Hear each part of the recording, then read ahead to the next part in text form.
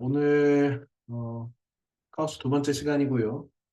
여러 학생들도 마찬가지로 어려웠고 선생님도 굉장히 어렵고 오늘 수업도 지난주 수업하고 이번 주 수업 준비하느라고 선생님도 야 진짜 너무 빡세다 수업 준비도 이런 생각을 좀 했습니다. 전공 분야는 아니고 선생님도 이 분야의 문외한이어서 선생님이 강의가 한계가 있는 점은 양해를 부탁합니다. 자, 선생님이 생각하는 이 책의 인상 깊었던 부분은 이 부분이야. 354페이지인데 소개를 해보겠습니다. 하머가 말했다. 철학적 차원에서 결정론과 화해할 수 있는 자유의지를 정의하는데 카오스 이론이 유용할 것이라는 생각이 들었대. 선생님이 지난 시간에 간략하게 얘기했지만 이 결정론 또는 비결정론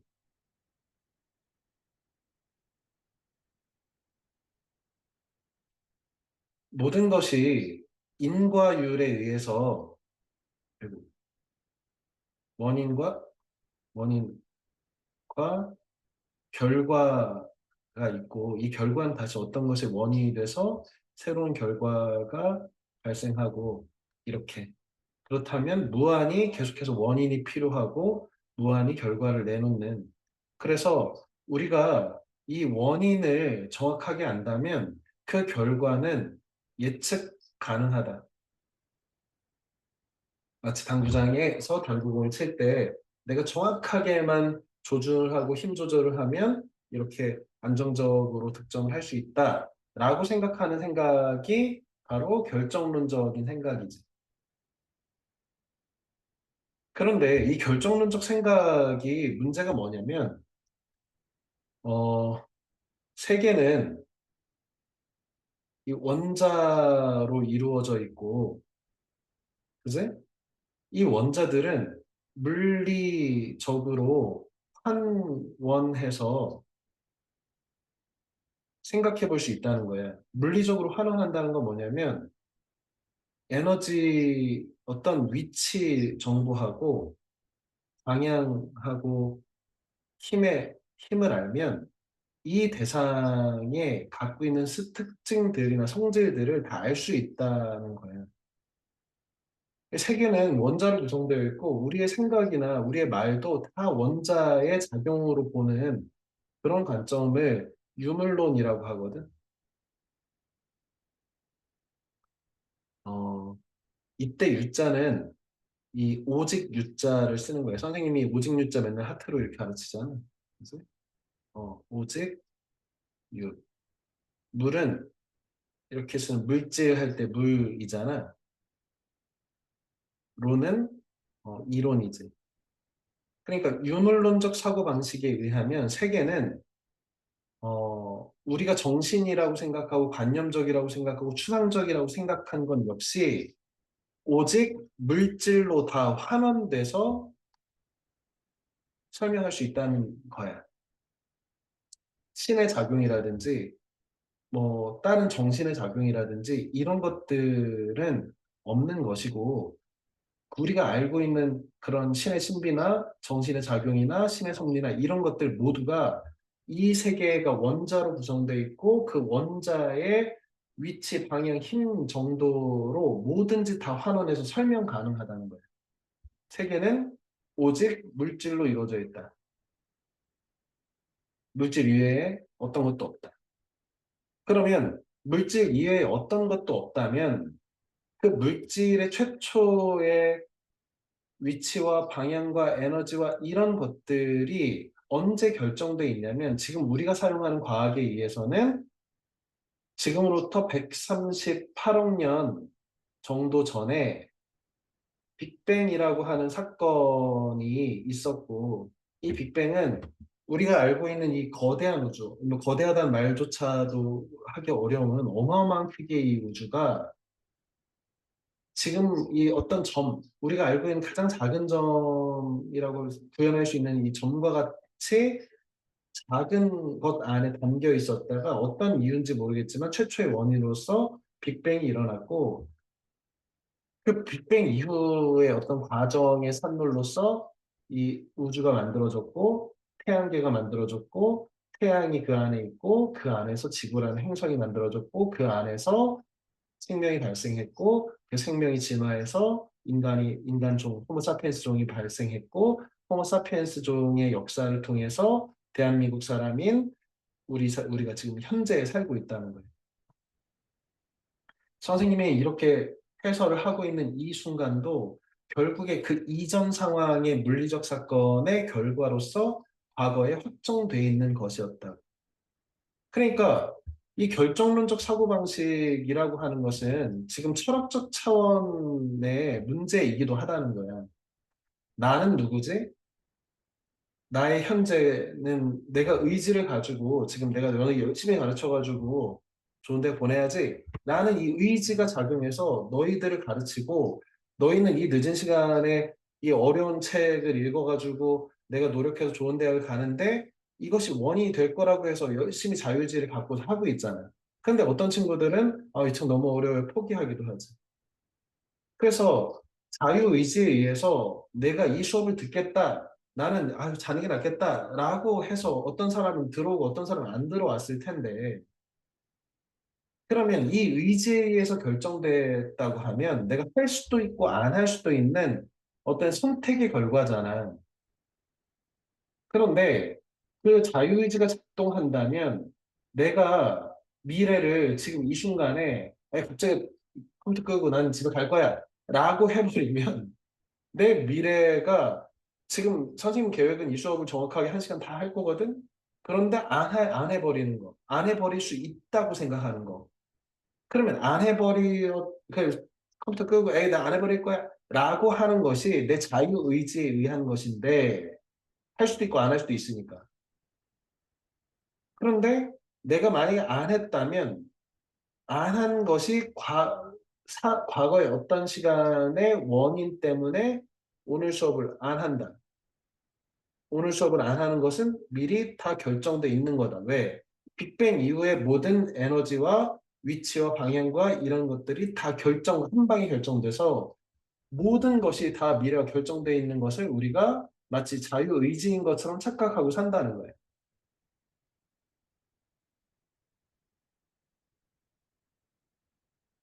윤희야, 네, 결정론과 비결정론이 이 철학적으로 우리의 삶에 의미가 있는 그 이론인 것 같으냐? 결정론일 때와 비결정론일 때가? 윤희의 미래가 사실은 알 수는 없지만 다 인과관계에 의해서 다 결정되어서 있다고 생각하는 것과 윤희의 어떤 판단에 의해서 우주까지는 아니에요. 뭐가 바뀌고 계속 선택에 의해서 바뀔 여지가 있다라고 생각하는 거. 그래서 미래는 안 결정돼 있다. 이 안 결정돼 있는 미래와 결정돼 있는 미래라고 하는 점이 윤희의 그 어떤 판단과 삶에 영향을 끼칠까?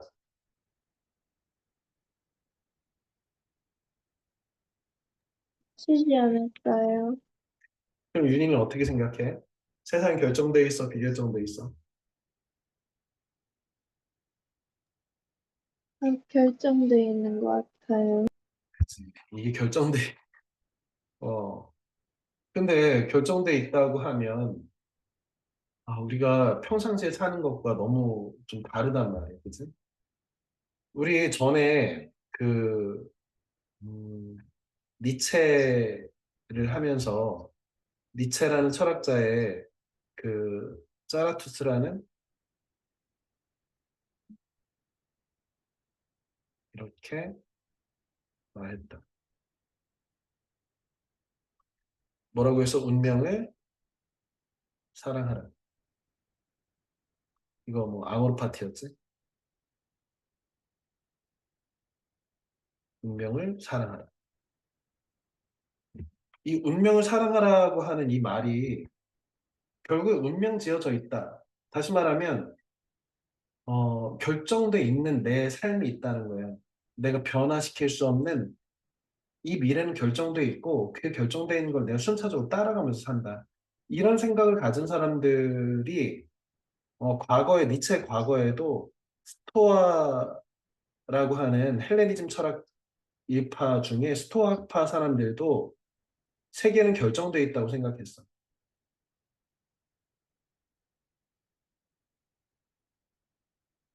그러니까 물리적으로 봤을 때 이 빅뱅 이론이나 이렇게 유물론적 사고방식을 가지면 세계는 그냥 다 결정돼 있는 거예요. 그런데 스토아 철학의 제너의 스토아 철학에 대비되는 철학 중에 하나가 뭐냐면 에피크로스 철학인데 에피크로스 학파의 쾌락주의 철학에 루크레 루크레티우스 루크레티우스라고도 하고 영어식으로 루크테리우스라고도 하는 것 같은데 이 루크테리우스의 만물에 대하여라는 책에 보면 세계는 원래는 이렇게 수평 운동하는 원자들의 세계래.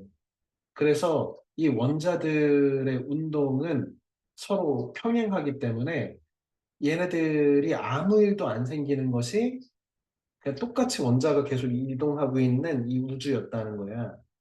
그런데 우연히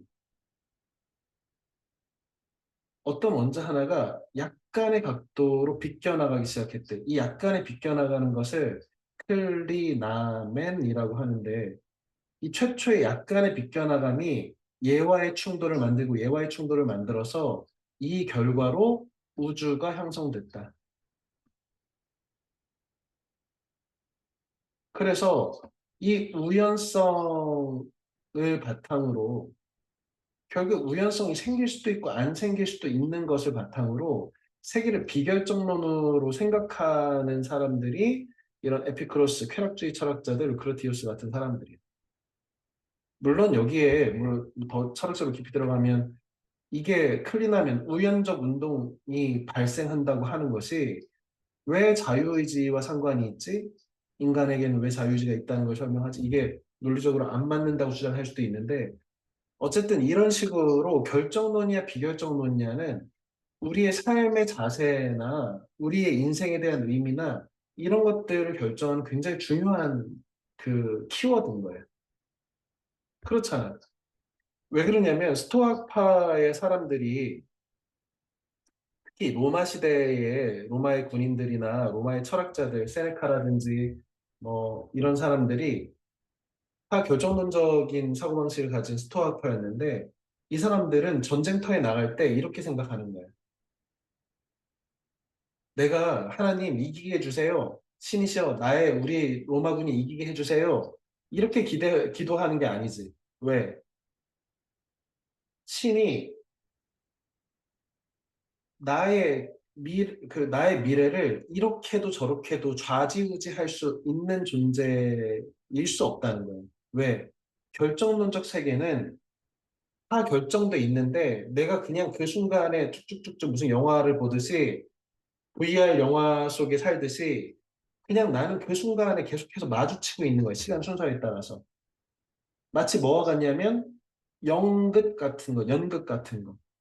나의 대본은 내가 알지 못할 뿐이지 과거에 미래에 있는 것과 과거에 있는 것이 다 쓰여져 있는 거야, 그냥.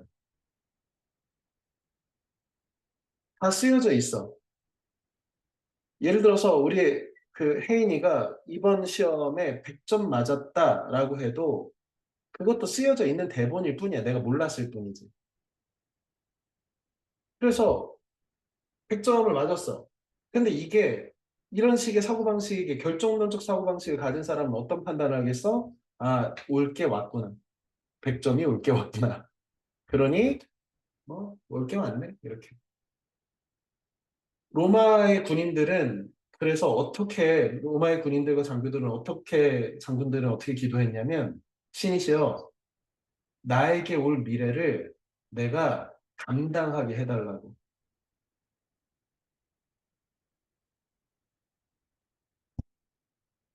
나한테 찾아올 미래를 내가 알 수 없어. 내 대본을 본 적은 없어.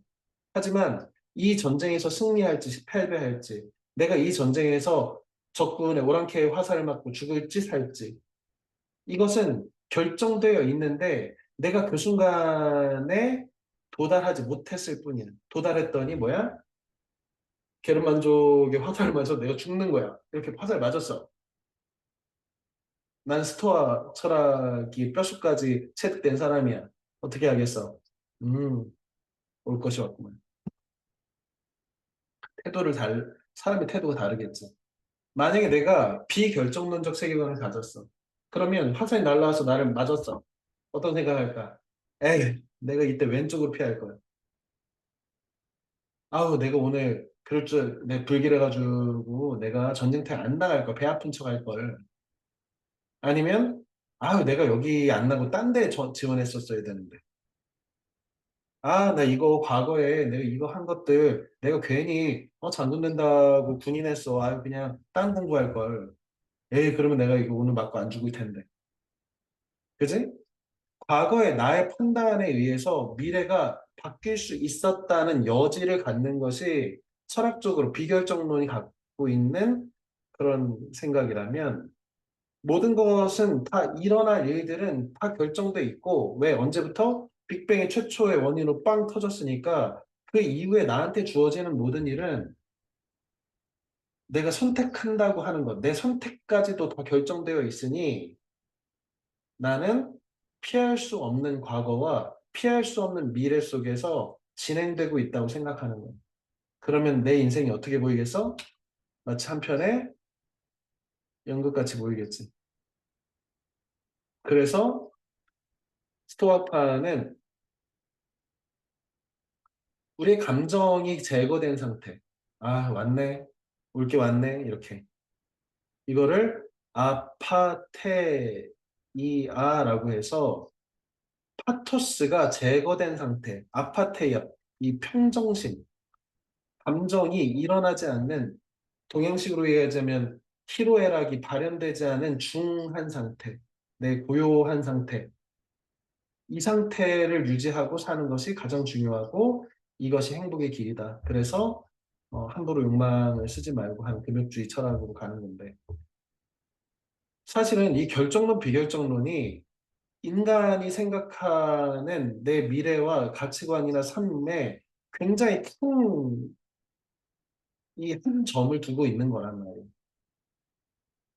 그런데 어, 고전 역학에서 뉴턴이나 아인슈타인의 고전 역학은 대체로 결정론적 세계를 가정하고 그 전제하고 있다면 이 이건 거시 세계 지난주에 간단히 설명했는데 이 미시 세계 아주 작은 세계 원자 단위나 이런 세계를 얘기하는 양자역학 20세기 양자역학이라고 하는 것이 특히 양자역학 중에 코펜 아이고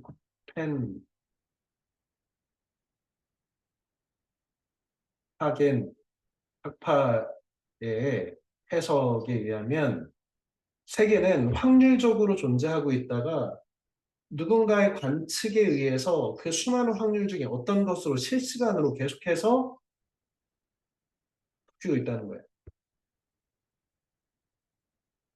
관측이 세계를 확정해 나가고 있다는 거예요. 내가 이게 보기 때문에 얘가 여기 있다는 거예요. 그냥 쉽게 얘기하면 아주 간단히 거칠게 얘기하자면. 그러니까 이 양자역학적 세계는 비결정론을 전제하는 듯 보여. 그러면 작은 세계의 원리는 비결정론이고 큰 세계는 결정론일 리가 없잖아. 왜 크고 작고 한다는 것은 인간의 인지나 이런 것의 어떤 결정이 크고 작음이 있는데 어떻게 작은 세계와 큰 세계가 하나는 결정론적, 하나는 비결정론적 세계로 이렇게 엉켜서 살고 있느냐. 그래서 이 책, 카오스 이론은 이 결정론적 세계를 지지하면서도 이 비결정론처럼 보이는 그래서 예측이 불가능한 결정론적 세계가 왜 중요하냐면 예측이 가능하다고 보는 거야. 당구를 내가 똑바로 쳐가지고 방향과 모든 게 맞다면 잘 맞을 것처럼 이 모든 것을 안다면 세계를 모든 것을 관측해서 완벽하게 알아내기만 하면 우리는 미래를 높은 확률로 아니 더 정확하게 판단해서 예측할 수 있다. 그런데 이 비결정론적인 생각의 대표적인 것이 이 불확정성. 원리라는 양자역학에서 도출된 원리인데 좀 이따 설명할 텐데 하이젠베르크 독일의 하이젠베르크라고 하는 2차 세계대전 당시 정도 사람이야. 하이젠베르크가 알아낸 원리야. 확정될 수가 없다고. 모든 정보는 확정될 수 없어서 확정될 수 없는 정보를 바탕으로 미래는 결정될 수가 없다. 이렇게. 지금 이 카오스라고 하는 이 책이 결정론이면서 예측 불가능할 수 있다라고 하는 얘기를 하니까 어떻게 보면 이 고전역학적 결정론과 미래를 확정지을 수 있다는 것 그리고 그 양자역학적으로 미시세계를 근거한 이 이론에서 세계는 확정되어 있지 않고 관측에 의해서 그때그때 분기하는 어떤 세계다. 그러니 미래는 예측할 수 없는 것이다. 라고 하는 이 두 개를 잘 연결할 수 있는 어떤 지점이 있을 수 있다는 거죠. 지금 이 철학적 차원에서 결정론과 화해할 수 있는 자유의지를 정의하는데 카우스가 유용할 거라는 생각을 했다는 거예요. 카우란 과학자가. 왜? 카우스에 의하면 걔는 결정론적이야. 이 세계는 결정론적인데 하지만 다음에 무슨 일이 일어날지는 아무도 몰라. 왜?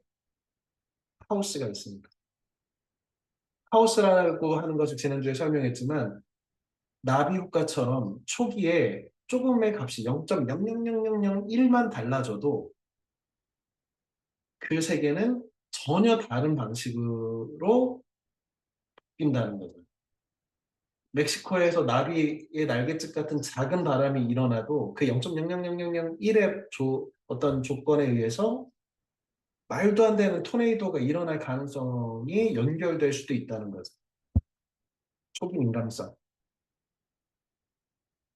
그러니 우리는 세계가 결정돼 있다 하더라도 미래는 예측할 수 없다가 하우스 이론이 제시해주는 이 세계관이라는 거죠. 그래, 빅뱅 이후에 모든 것은 결정돼 있어. 하지만 알 수가 없어. 이렇게. 예측 불가능. 왜? 카오스야. 혼돈이야. 단순한 세계에서는 그냥 확정 가능하고 미래가 확정됐다고 얘기할 수 있지만 이게 조금만 복잡해진 세계에서 그냥 우리가 살고 있는 것은 조금만 복잡한 정도가 아니잖아. 어마어마하게 복잡하지. 이 어마어마하게 복잡한 세계에서 결정돼 있다 손치더라도 예측은 불가능한 거다. 동시에 저는 항상 이 세계에서 중요한 문제는 생명이든 지능이든 유기체의 창조와 관련이 있다고 느꼈습니다. 무슨 말이냐면 과학에서 정말 중요한 문제는 어떻게 해서 이렇게 생명이 탄생했는가, 생명은 어떻게 작동하는가, 이게 중요한 문제다. 그러니까 이 카오스 이론으로 뭘 지금 이 책에서도 나오지만 뭘 구하고 있냐면 포식자와 피자가 이렇게 중복돼 복잡하게 있는 이 세계에서 토끼가 번식률이 몇 퍼센트일 때 얘네가 얼마나 많이 번식할 것이냐 해마다 이런 것들을 예측할 수 있는 모델이 있다는 거잖아요. 그래서 그 특징은 뭐야? 초기에 아주 작은 정도의 값이 차이가 나면 전혀 다른 방식으로 번식이 됐다가 안 됐다가 하는 뭐 주기배가 현상이 일어난다든지 어떤 패턴이 또한 일어난다. 하지만 사람들은 어떤 방식을 연구했을까요? 그래서 생물학자들은 너무 실용적이고 구체적인 건 연구해서 카오스를 연구하지 않았고 화학자들은 아예 그냥 카오스 같은 거는 없다고 치고 시도하지도 않았고 수학자와 물리학자들도 그랬다는 거예요. 지금은 아니지. 저는 자기 조직화의 자연 발생적 출현. 이게 지난 시간에 한 고사리가 프랙탈 모양을 띈다든지 눈 결정이 육각 모형이 축적을 계속해서 들어가고 확대하고 확대해도 계속해서 육각 모형의 결정을 만든다든지 이런 걸 프랙탈이라고 했잖아. 망델브로가 명명한. 그러니까 이런 그 자기 조직화, 프랙탈식의 세계의 모습들, 해안선의 모습을 더 확대해도 같은 거, 더 확대해도 같은 패턴, 산의 모양도 멀리서 봤을 때도 산의 모양인데 그 산에 있는 바위의 모양도 같은 패턴. 이런 어떤 자기 조직화, 프랙탈의 자연 발생도 그러면 뭐야? 어디에서는 그러니까 이 책에서도 다루지만 이 심장 박동의 미세한 어떤 그 작은 차이가 심장마비로 사람을 죽게 할 수도 있다는 거잖아. 이 책에서도 선생님은 되게 좀 황당했는데 이, 이 심장의 박동을 작동하는 심장 근육의 전류를 약간 미세 조정해서 우리 제세동기 있잖아. 이게 심장의 세동이라고 하는데 이 심장이 아주 미세한 그 작동 차이를 줘서 심장이 어떻게 바뀌는지를 연구하는 거지. 그래서 실험 대상이 없어서 어떻게 했다는 걸 자기한테 연결하고 그 실험하던 과학자가 죽었다는 거잖아. 카오스지. 아주 작은 미세한 전류를 심장이 흘려 넣었더니 이 패턴의 아주 작은 것이 나비 효과처럼 사람을 사망에 이르게 하는 이 부정맥을 뛰게 하는 거죠. 우리 제세동기 같은 역할은 그것을 연구해서 거꾸로 하는 거죠. 심장마비에서 심장이 멈춘 사람한테 특정 어떤 타이밍에 특정한 전류를 어떤 방식으로 딱 주입을 해서 심장이 정상적으로 원래 상태로 잘 뛰게 만드는 그것을 우리가 재세동기라고 하잖아. 세동이 다시 일어날 수 있게. 이런 것들이 당시에는 없었던 카오스 이론을 연구한 결과로서 우리가 이제 사용하고 있는 것들이지. 그러니까 그건 생물학이냐 그러면 아닐 수 있다는 거야. 물리학의 영역일 수 있다는 거야. 물리학이라고 하는 건 뭐야? 세계를 아주 단순한 그 어떻게 보면 수학으로 세계 물리학의 언어는 수학이거든. 세계를 수학적인 것을 도구를 사용해서 계산해서 설명해내는 이제 그게 물리학이니까 카오스 역시도 프랙탈이라고 하는 새로운 수학 혹은 프랙탈이나 이런 그뭐 주기배열 운동이라든지 이런 그 동역학적인 비선형적인 방정식, 그래프, 함수 이런 것들을 이용해서 패턴을 찾아낼 수 있다. 그래서 양면을 가진 동작이었는데 무작위성이 출현하는 그 어떤 랜덤이 나온다는 거예요. 이것도 되게 깊이 생각해 보면 대표적으로 이런 걸 이게 난수표라고 하는데 난수표는 뭐냐면 우리 그런 거 있잖아. 컴퓨터를 이용해서 그냥 아무 번호나 나오게 하는 거 있잖아. 그 대표적인 로또 번호 생성기 같은 그런 거 있잖아. 그래서 누르면은 로또 번호를 계속해서 바꿔주는 이렇게. 이거 난수표라고 하거든. 이게 무작위성, 랜덤으로 수가 나오는. 근데 랜덤으로 수를 만들려면 이 난수표를 만들 때 컴퓨터는 어때? 컴퓨터는 결정론적 세계지. 수식을 넣어가지고 수식을 풀 뿐이야. 얘가 무슨 창조를 해서 이렇게 난수를 만들지 못해.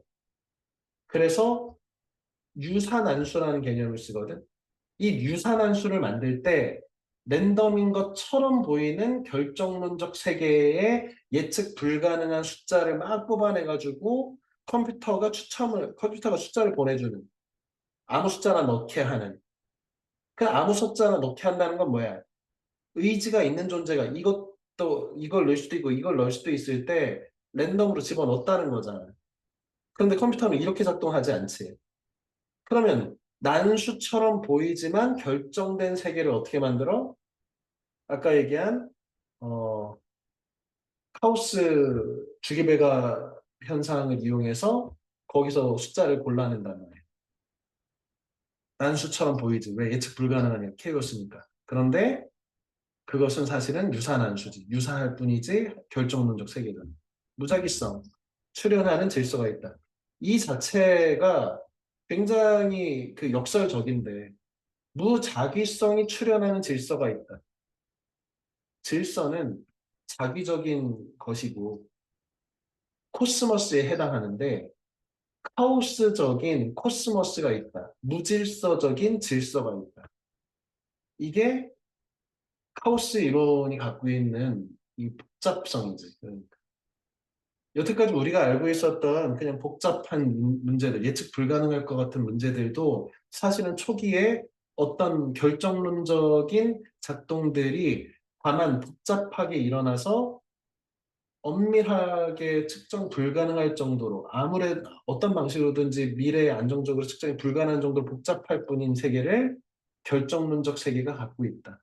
이 세계는 결정론적이지만 미래는 예측이 원리적으로 불가능하다. 하지만 그 원리적으로 불가능한 과정 속에 중간중간에 어떤 패턴은 분명히 존재한다. 한 걸음 더 나아가면 숨겨진 질서가 있는 무작위성 그런 동전 말이래. 양면의 동전은 확률적 뭐 이런 얘기를 하는 얘기겠지. 그래서 이 파머의 이 구절, 354페이지의 구절이 이 결정론적 세계와 비결정론의 세계, 고전역학과 양자역학의 세계를 아우르려고 하는 그것이 지금 하우스 이론이 갖고 있는 아주 뛰어난 점이다라고 하는 얘기를 다루는 것 같아서 선생님이 볼 때 이 책의 전체에서 가장 선생님한테는 인상 깊은 그 구절이었어.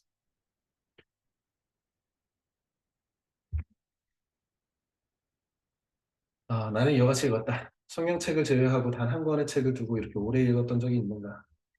거의 한 10년 읽었거든.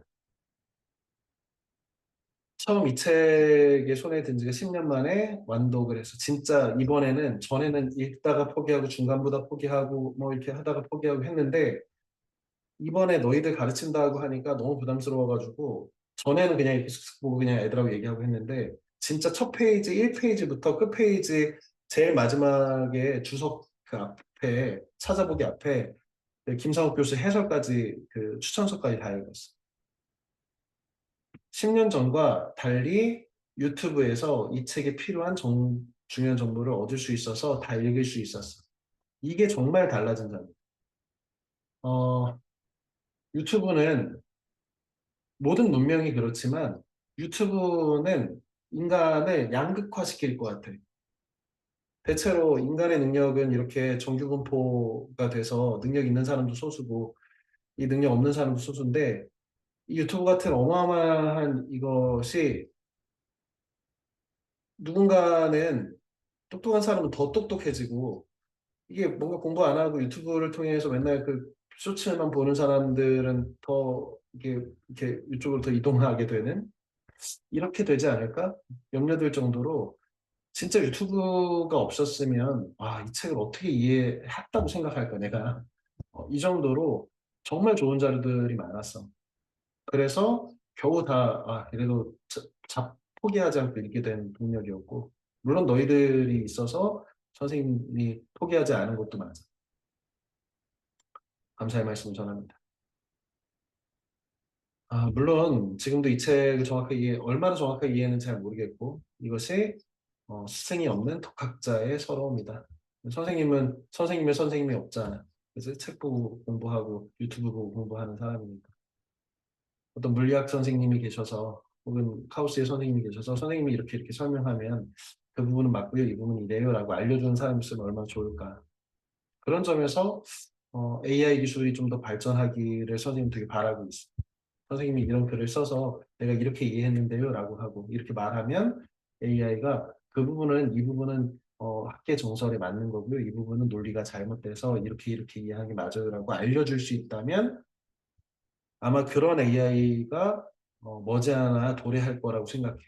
음, 기대하고 있어. 하지만 그 전까지는 나 같은 선생님이 필요하겠지. 비결정론과 결정론의 문제는 비단 과학뿐만 아니라 인간의 근본적인 삶의 분명 중심부에 해당하는 국리 중의 하나이다. 아까도 얘기했지만 결정론, 비결정론은 인생관을 결정하는 데도 굉장히 중요하다는 말이에요. 세계는 인과에 의해서 결정되어 있나 모든 것이 빅뱅 이후에 결정됐다면 우리가 자유의지라고 생각하는 것. 내가 오늘 짬뽕 먹을지 짜장면 먹을지 짬뽕 먹으러 가다가 피자 먹을지 짜장면 먹을지 하다가 먹으러 가다가 선생님이 다쳤어. 아유, 내가 괜히 짜장면 먹으려고 했네. 피자 먹을 걸. 이런 가치, 이런 생각이 자리할 수 있다는 건 뭐야? 내 선택에 의해서 이런 현상이 일어날 수도 있고 이런 현상이 일어날 수도 있었다라고 하는 걸 전제하잖아. 그런데 결정론적 세계관에 의하면 자유의지도 착각이지. 양자역학의 코펜하겐 해설처럼 관찰 이전의 존재는 확률적으로만 그냥 정해져 있지 않은 확률적으로만 존재하다가 관찰이라는 어떤 물리적인 상호작용, 이 우주의 정보를 발생시키는 어떤 일, 관측인데 에 의해 결정된다면 이는 비결정론을 뒷받침하는 것으로 이해해야 하는가? 라플라스의 악마가 존재한다면 이것도 선생님 지난번에 얘기했잖아요. 이 결정론적 세계에서 이 모든 세계의 이 원자의 에너지 양이나 방향이나 이 모든 것을 안다면 그런 존재를 이제 상상으로 설정한 게 라플라스라는 수학자가 만든 라플라스의 악마의 개념이지. 그러면 이 라플라스의 악마는 이 결정론적 세계의 구성과 원리를 모두 알기 때문에 앞으로 있을 모든 미래 또한 예측 가능할까? 히가시노 게이고라고 하는 일본의 어마어마한 베스트셀러 작가의 소설 중에 라플라스의 마녀? 영화로도 있는 것 같던데 선생님이 이 용의자 엑셀 헌신이라든지 이 히가시노 게이고 책들을 사실은 좀 좋아했는데 이 라플라스의 마녀를 보면서 아유 이제 다시는 안 읽어야지 이렇게 한 그런데 이 라플라스의 마녀라고 하는 이 작품도 라플라스의 악마 같은 존재가 있어서 어떤 사람을 이렇게 이 유체역학을 완전히 파악해서 유체역학적인 것을 천재가 막 계산해서 여기서 독약을 이렇게 보내서 이 공기 흐름을 따라가가지고 그 사람을 코로 싹 들어가서 죽일 수 있게 만든 완전 범죄한 뭐 이런 왜? 이 세계의 모든 흐름과 원리를 안다면 여기서 내가 피워낸 그 독약이 3km 바깥에 어떤 사람 콧구멍에 정확하게 들어갈 수 있게 예측 가능할 것이다. 그런데 이 라플라스의 마녀는 카오스가 반론이지. 결정돼 있다 하더라도 그렇게는 안 돼. 왜? 다른 변수들이 여러 개가 생기는 이 세계에서 그 정도까지의 정확성을 관측하기가 불가능하고 그 불가능한 그 소점 몇 자리에 의해서도 나비 효과가 일어나 버려. 케이오스적 상황이 발생해 버려. 이렇게 반론하겠지. 이런 생각들을 대략적으로나마 정리할 수 있게 하는 것이 바로 카오스다. 이 책이다. 세계는 분명 결정론적이지만 라플라스의 악마도 하이젠베르크의 불확정성 원리를 돌파하지 못하기 때문에 미래를 온전히 예측하는 것은 사람이 못나서 인간의 한계 때문에 그런 것이 아니라 물론 그런 점도 있지만 세계의 구성 원리상 불가능할 것이다. 이렇게 된다면 양자역학의 불확정성의 원리 때문에 그 완벽한 관측이란 불가능하고 그 완벽한 관측이라는 것이 불가능한 이유는 관측이라고 하는 현상 자체가 세계 바깥에 있는 게 아니라 세계 안에 있기 때문에 그 세계를 변화시킨다고. 이거를 아주 간단하게 얘기하면 뭐 오늘 하루가 또 이겼는데 문동주가 오늘 승리투수 했는데 이렇게 야구공이 날아가고 있는데 옆에서 플래시들을 터트려서 광자, 빛, 알갱이를 막 때린다고 이 공이 옆으로 휘지 않잖아. 그지? 그러니까 세계는 이렇게 야구공의 거시 세계는 플래시를 뻑뻑뻑뻑 터트리는 이 관측에 의해서 교란되는 것이 거의 없기 때문에 결정론적으로 얘가 잘 던졌는지 못 던졌는지 누가 플래시를 터트렸더니 공이 휘었느니 이런 얘기 안 한다. 결정론적인 것처럼 보이지. 그런데 이 사이즈를 줄여서 전자 정도를 전자의 위치와 전자의 그 운동 에너지를 파악하기 위해서는 관측이라는 것은 어떤 것이 여기 존재한다면 이것이 우리가 지금 그 관측하는 방식이 어떤 빛의 파장을 쓰든 해서 반향을 보는 거란 말이야. 마치 박쥐가 초음파를 찍 해가지고 찍찍찍 이런 소리를 내가지고 그것이 여기 부딪혀가지고 돌아오는 것을 귀에 레이더처럼 이렇게 들어서 아 여기 물체가 있는데 피해가야지 이렇게 하는 것처럼 레이더의 원리처럼 관측이라는 행위는 어떤 작용을 만들어서 그 작용의 반향을 우리가 통해서 이게 여기 있다는 걸 아는 거예요. 우리가 눈 감고도 여기 만졌을 때 이런 촉감이나 이런 것들이 이런 이 운동에 대한 느낌이 있으니까 내가 여기 있다는 걸 관측하는 거잖아요. 그런데 문제는 이 빛 같은 광자를 이용해서 전자기파를 이용해서 이 전자 같은 아주 작은 미세계의 물체를 관측하는 행위가 이 전자의 운동 상태나 위치 상태를 바꿔버린다. 그러니까 위치의 정확성을 높이려고 위치 정확성을 높이려는 어떤 행위는 운동의 정확성을 높이는 것과 반비례해서 이것이 완벽한 위치, 완벽한 그 운동 에너지라고 하는 것은 이 관측이라고 하는 이 현상이 갖고 있는 원리상 원리적으로 이 세계의 원리적으로 교란될 수밖에 없다고. 그게 이제 불확정성 원리라는 거야. 그래서 어떤 대상을 안다는 것은 위치 정확성과 운동 에너지 정확성을 아는 이 두 가지를 통해서 우리가 어떤 걸 관측했다, 정확히 관측했다라는 건데 이 두 가지가 서로 이런 반비례하는 것이어서 완벽한 위치 정확성, 완벽한 그 운동 에너지 정확성이라는 것은 확정될 수가 없다. 이걸 섞으면 어떻게 되겠어? 세계 구성 원리상 불가능하다는 거예요. 그래서. 그 결정론적 세계라고 하더라도 미래가 결정돼 있다 하더라도 그 예측은 불가능할 수 있다. 왜?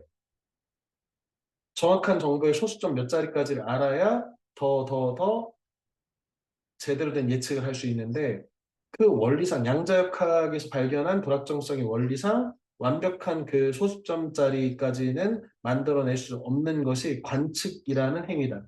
따라서 이 우주는 결정돼 있다 하더라도 예측 불가능하다. 원리적으로. 그래서 망델브로라고 하는 수학자가 프랙탈, 자기 동일성을 반복하는 프락탈이 로렌츠라는 기상학자가 발견한 카오스의 초기 민감성, 나비 효과이지요. 어떤 접점으로 이어지는지에 대해서 선생님도 완전한 이해, 이게 어떻게 이게 딱 맞아떨어지는지 잘 이해가 안 돼. 그리고 이해라고 하는 게 뭔지 잘 모르겠어. 그런데 선생님 생각할 때는 이것이 내 수학이 부족한 탓이 아닐까. 선생님의 수학이라고 하는 것이 거의 고등학교 한 30년 전 고등학교 수학에서 멈춰 있으니까 그리고 그뭐 까먹을 만큼 까먹었으니까 그리고 고등학교 때도 수학을 좋아하긴 했지만 이렇게 잘하지는 못했거든. 그래서 푸앙카레가 증명했던 삼체 문제에 안정적인 해가 없다는 사실, 그지? 이체까지는 할 수 있는데 우리가 태양, 지구, 달 정도의 이 세 개의 물리량이 이렇게 반복되는 것, 우리 삼중진자 실험도 했지만 이게 도대체 예측이 안 되는 방향으로 막 움직이잖아. 그래서 아주 미미한 초기 조건의 변화라도 망델브르의 프로파일 같이 충분히 복잡해져서 불가해, 이해할 수 없는 자연현상을 만들어낼 수 있다는 점. 그 세계 안에는 나름의 보편성, 이게 엄청 중요하지. 하지만 결정론적인 세계이기 때문에 그 아주 복잡해 보이는 예측 불가능한 세계 안에도 들여다보면 자기 동일성과 같은 프랙탈이 존재한다는 거잖아. 보편성이 존재한다. 정도를 오늘의 나는 어렴풋이 정리했다, 이 책에. 그 다음에 여기서 이제 차원의 정의가 나오는데 소수 차원, 1.25 차원 뭐 이런 것들이 뭘까? 대체로 그냥 어떤 생각을 하는 거냐면 우리 그 사이 무슨 스킬 게스켓이라고 하는 거죠. 이렇게 삼각형이 있는데 이 삼각형의 요만큼을 줄여서 뭐 그 구멍을 뭐 이렇게 계속 뚫는 방식, 뭐 이런 방식으로 계속 뭐 이렇게 선생님이 제대로 들고 있는지 모르겠는데 아무튼 어 아니면 뭐 이런 거 있잖아. 제 뭐 N각형을 그러니까 뭐 그 삼각형, 정삼각형, 정사각형, 정오각형 이런 식으로 무한히 가면 원, 이 n이 무한으로 가면 정 N각형은 원이다 이렇게 얘기를 하잖아. 이것과 마찬가지로 이 길이가 무한히 늘어나는데 길이가 무한히 늘어나는 게 원이라니 이런 모순이 생기잖아. 뭐 이런 원리라고 생각하거든. 그래서 어떤 방식으로 보면 이 둘레의 복잡성이라고 하는 것, 그러니까 이차원적인 복잡성은 무한히 늘어나고 발산하는데 이 면적은 계속해서 뚫어내다 보면 그냥 3차원적인 정정, 1차원적인 둘레는 선은 자꾸만 길어지는데 2차원적인 면적은 자꾸만 구멍이 뻥뻥뻥뻥 뚫리는 게 계속해서 무한히 진행된다면 0에 수렴하겠지. 그냥 이런 구조에서 차원을 설명하기가 어렵다. 그러니까 1차원적인 선의 둘레는 계속 늘어나고 2차원적인 면의 이 면적은 계속 주는 것이 이게 어떤 차원으로 1차원, 2차원으로 설명할 수 없기 때문에 소수점 차원, 프라임 넘버 아니고 그냥 0.00 뭐 이런 그 소수 차원으로 설명하는 것 같긴 해. 선생님 잘 모르겠어요. 이런 거 물어보고 싶어 사실. 뭐 2차원, 3차원도 마찬가지지. 이런 도형들, 이게 어떤 규칙적으로 프랙탈로 계속해서 비워내는 도형은 이 면으로 보면은 면은 무한히 발산하지. 복잡해지니까 면이. 하지만 부피는 계속해서 뽑아내가지고 없애니까 이것은 영의 수렴하겠지, 부피가. 그래서 소수 차원이라고 하나보다라고 이렇게 생각을 하는 데에서도 그런데 이 추측이나 이렇게 뭐 정확한 것을 알 수 없다. 이 책에서 시간이 거의 없네요. 이 파이겐바움 상수라고 하는 게 나오는데 어, 지금 이 동영상을 추천합니다. 어, 사실 3분 안에 이걸 정리할 수 있을지 모르겠는데 이 망델브르 집합하고 여기에 그 미셸 파이게바움이 이게 주기배가 분기 이런 것들을 설명을 했단 말이야. 이 단순한 방정식, 이러한 방정식이 아주 간단한 방정식인데 이렇게 위가 볼록한 이런 형태의 그 함수를 계속해서 되먹이는 방식으로 이렇게 집어넣고 하다 보면 이런 그래프들이 나오는데 어느 순간에 이 하나의 주기의 길이하고 그 다음에 나타날 길이의 비를 A분의 B로 했더니 이 모든 분기들이 다 4.669라고 하는 비율이 나타난다는 거지. 어디를 재든지.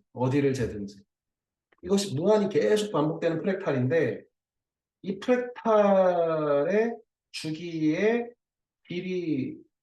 길이들을 전기력, 후기를 이 나누는 비율이 4.66이라는 일정한 숫자라는 거예요.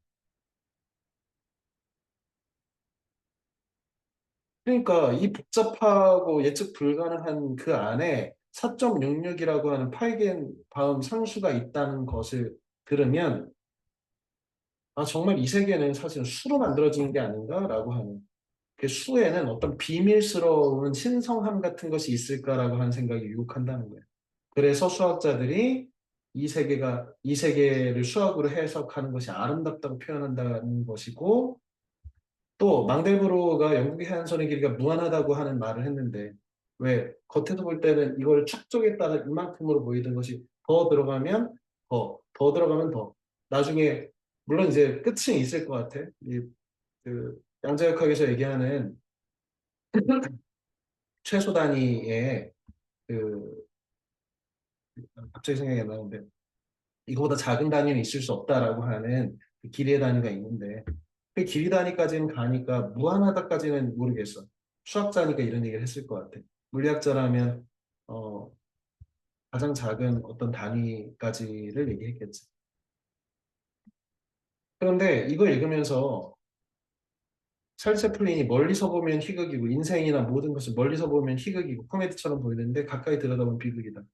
모든 사람의 인생을 멀리서 보면 웃을 만한 아유 좋은 일 이렇게 보다가 들이다 파서 이렇게 수용하면 비극일 수밖에 없다. 슬픔일 수밖에 없다라고 얘기한 그것이 이렇게 연결되는 걸 보면 선생님은 어쩔 수 없는 물가가 보다라고 생각을 했습니다. 다음 시간 이 동영상은 이해가 되든 이해가 안 되든 꼭 한번 보기 바랍니다. 다음 시간은 공산주의라고 하는 이론을 만든 칼 마르크스 그리고 그의 동반자 공저자인 프리드리히 엥겔스라고 하는 사람의 공산당 선언을 읽을 텐데 제1장 공산당 선언까지 읽으면 되는데 페이지 수로는 30페이지 안쪽일 거야. 30페이지 안쪽의 책이 이렇게 안 읽히는구나라고 하는 생각이 들 수도 있는데 어쨌든 물리적으로 읽는 데는 어렵지 않을 겁니다. 자, 오늘 수업은 여기까지 하겠습니다. 고생했습니다.